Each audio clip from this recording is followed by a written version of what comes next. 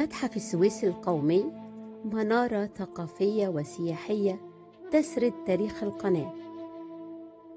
يعتبر متحف السويس القومي تحفة معمارية مهمة تضم العديد من قطع الآثار وتراث مصر، وهو يحكي قصة تطور القناة الواصلة بين البحر الأحمر والمتوسط عبر التاريخ، والتي تعود فكرة بنائها إلى الدولة المصرية القديمة منذ أكثر من 4000 عام.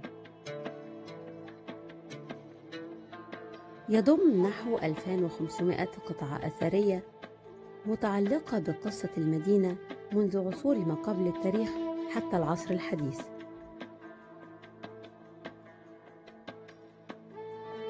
من أبرز معروضات المتحف تمثال الملك سنوسرت الثالث الذي يرجع إلى عصر الدولة الوسطى الأسرة الثانية عشر، فهو من القطع الرئيسية المعروضة بالمتحف.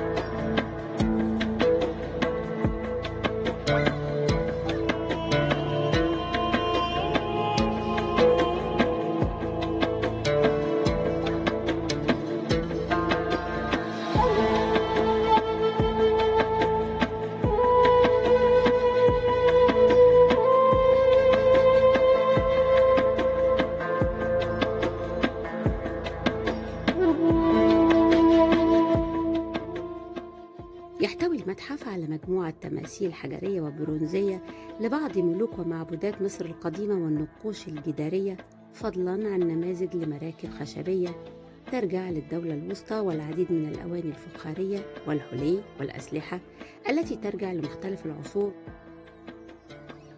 بالإضافة إلى قاعة التحنيط وهي من أهم قاعات المتحف، حيث أنها تحاكي المقبرة من الداخل وتحتوي على تصوير كامل لعملية التحنيط.